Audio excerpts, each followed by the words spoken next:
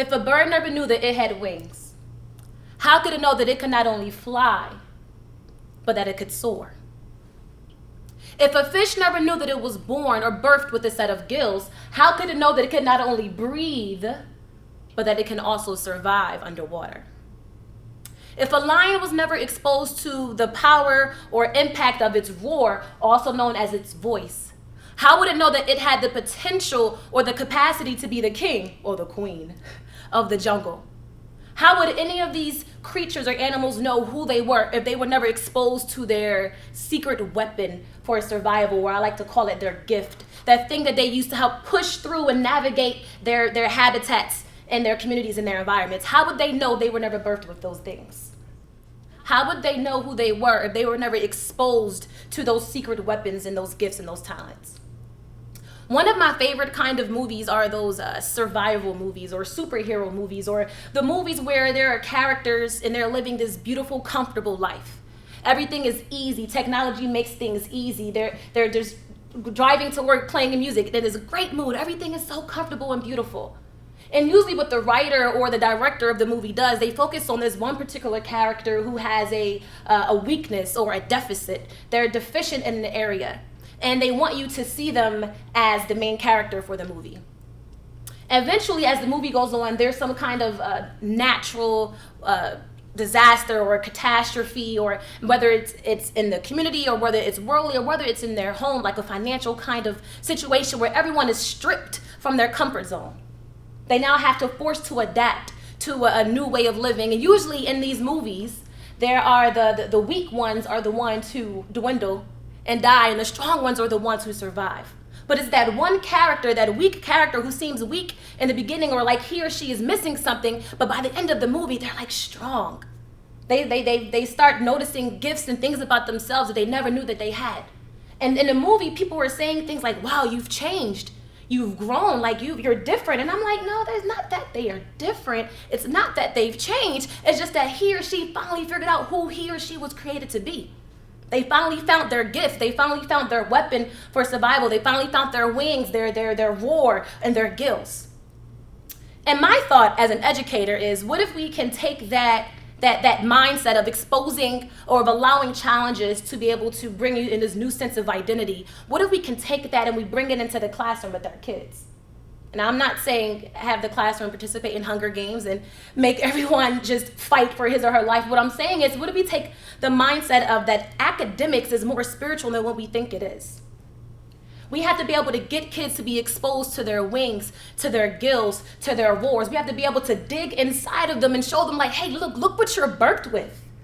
Like, look at who you are. Look what God gave in you. Look what he gave you to help navigate your journey in your life. My philosophy of education is really simple. I put it in one sentence.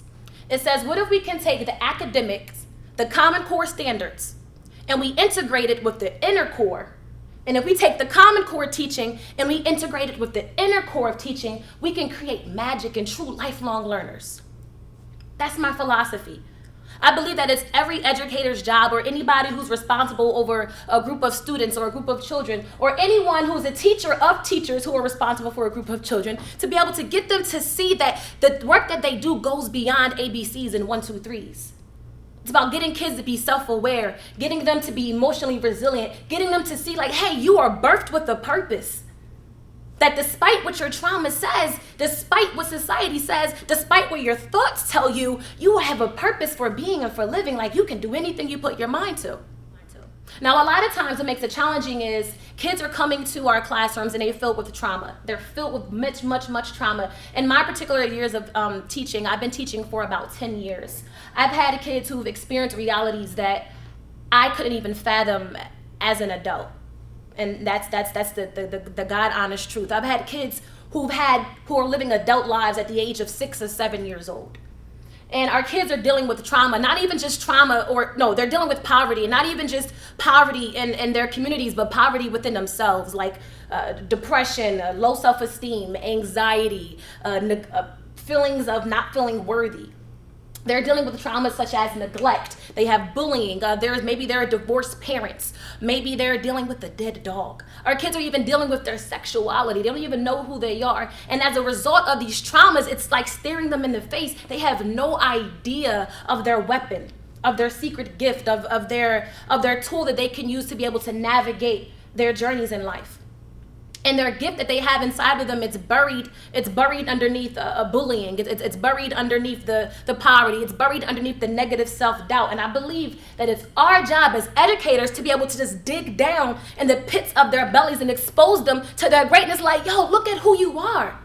Look at this. Look at this. This is called your gift. I don't care what kind of negative trauma or negative cloud you have over you, but this is what's laying inside of you. And if you tap into it, it'll change your entire life. That's our job as educators, to be able to expose kids to that shining light that they have dwelling inside of them, that's underneath all of the dark clouds, that's underneath all of their comfort zones. And in the classroom, as educators, sometimes we don't see that trauma and we don't try to expose their kids to the greatness because what we see is their behavior problems.